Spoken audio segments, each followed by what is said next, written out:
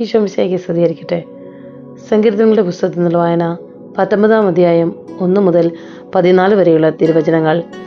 ആകാശം ദൈവത്തിൻ്റെ മഹത്വം പ്രഘോഷിക്കുന്നു, വാനവിധാനം അവിടുത്തെ കരവേല വിളംബരം ചെയ്യുന്നു. പകൽ പകലിനോട് അവിരാമം സംസാരിക്കുന്നു, രാത്രി രാത്രിക്ക് വിജ്ഞാനം പകരുന്നു.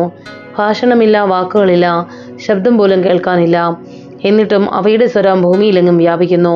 അവയുടെ വാക്കുകൾ ലോകത്തിൻ്റെ അതിർത്തിയോളം എത്തുന്നു. അവിടെ സൂര്യന് ഒരു കൂടാരം അവിടെ നിന്ന് നിർമ്മിച്ചിരിക്കുന്നു.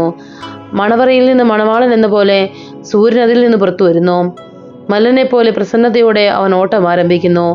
ആകാശത്തിൻ്റെ ഒരറ്റത്ത് നിന്ന് അവൻ ഉദിക്കുന്നു, മറ്റേ അറ്റത്ത് അവൻ്റെ അയനം പൂർത്തിയാക്കുന്നു. അവൻ്റെ ചൂടിൽ നിന്നൊളിക്കാൻ ഒന്നിനും കഴിയുകയില്ല. കർത്താവിൻ്റെ നിയമം അവികലമാണ്, അത് ആത്മാവിന് പുതുജീവൻ പകരുന്നു. കർത്താവിൻ്റെ സാക്ഷ്യം വിശ്വാസ്യമാണ്, അത് വിനീതരെ വിജ്ഞാനികളാക്കുന്നു. കർത്താവിൻ്റെ കൽപ്പനകൾ നീതിയുക്തമാണ്, അവ ഹൃദയത്തെ സന്തോഷിപ്പിക്കുന്നു.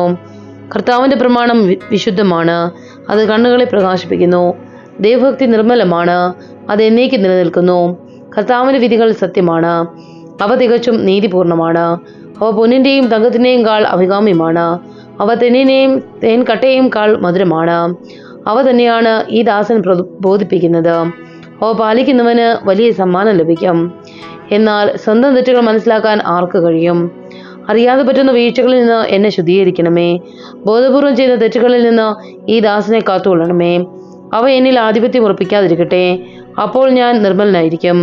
മഹാ അപരാധങ്ങളിൽ നിന്ന് ഞാൻ വിമുക്തനായിരിക്കും. എൻ്റെ അഭയശിലയും വിമോചകനുമായ കർത്താവേ, എൻ്റെ അധരങ്ങളിലെ വാക്കുകളും ഹൃദയത്തിലെ വിചാരങ്ങളും അങ്ങയുടെ ദൃഷ്ടിയിൽ സ്വീകാര്യമായിരിക്കട്ടെ.